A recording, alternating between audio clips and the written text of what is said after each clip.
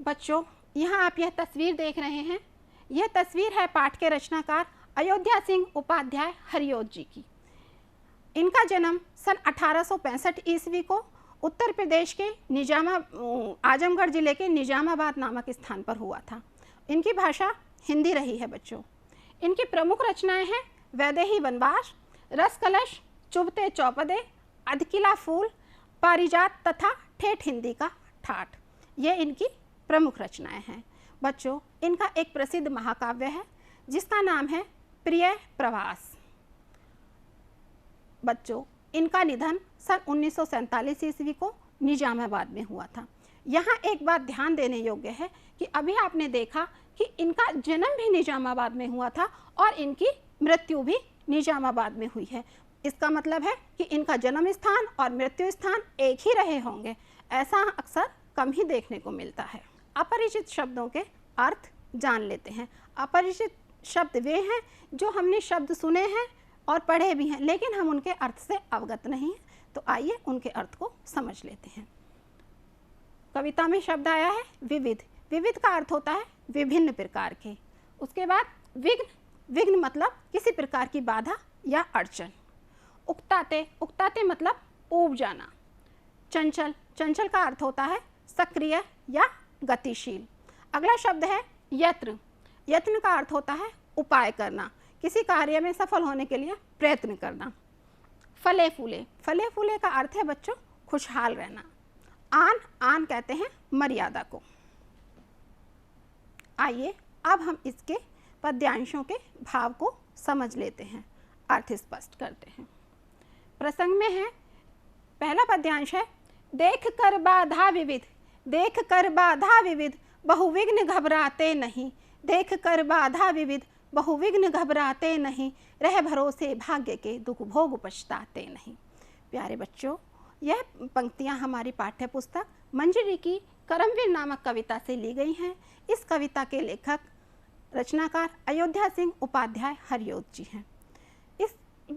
इन पंक्तियों में कवि कहते हैं कि सच्चे कर्मवीर अथवा कर्मठ व्यक्ति किसी भी बाधा के आने से घबराते नहीं हैं।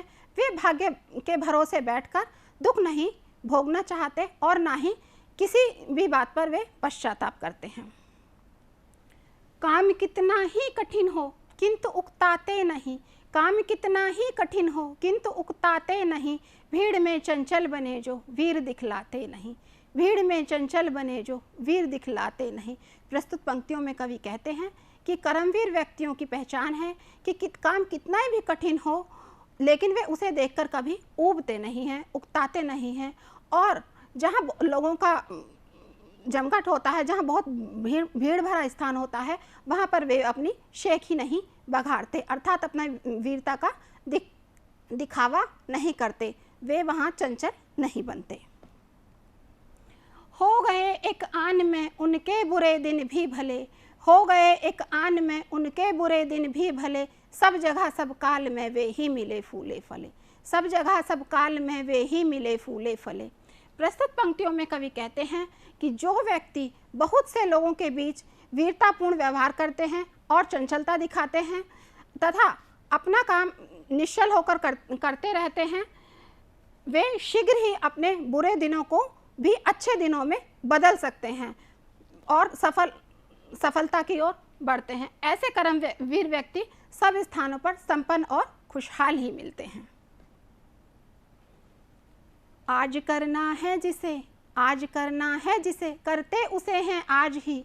आज करना है जिसे, करते उसे हैं आज ही। सोचते कहते हैं जो सब, सोचते कहते हैं जो कुछ कर दिखाते हैं वही।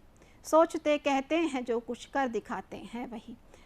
बच्चों, इन पंक्तियों में कवि कहते हैं कि कर्मवीर व्यक्ति जिस काम को करने की ठान लेते हैं, वे उस काम को करके ही दम लेते हैं। वो जो सोचते हैं उसे उन्हें जरूर करना होता है, जो कहते हैं वे उसे करके दिखा ही देते हैं। वे झूठी शेखी नहीं बघाड़ते। मानते जो भी हैं सुनते, मानते जो भी हैं सुनते, हैं सदा सबकी कही, जो मदद करते हैं अपनी इस जगत में आप ही। बच्चों, यहाँ कर्मवीरों की विशेषता बताते हुए कवि कहते हैं कि जो कर्मवीर व्यक्ति होते हैं वे बात तो सबकी सुनते हैं, लेकिन जो सही होता है, जो उनका दिल कहता है, वे उसी काम को करते हैं। अपने मन में कुछ भी माने मगर वे सदा सबकी बात सुनते हैं। यही वे व्यक्ति हैं जो संसार में अपनी मदद स्वयं करते हैं और दूसरों से मदद के लिए उनका मुंह नहीं देखते, किसी की आस नहीं तकते। भूल कर वे दूसरों का मुंह कभी तकते नहीं, कौन ऐसा काम है वे कर जिसे सकते नहीं, कौन ऐसा काम है वे कर जिसे सकते नहीं। प्यारे बच्चों, इन पंक्तियों में कवि कहते हैं कि जो कर्मवीर व्यक्ति हैं वे भूल कर भी अपने काम के लिए दूसरों की आस नहीं देखते, दूसरों के मुंह की ओर नहीं देखते।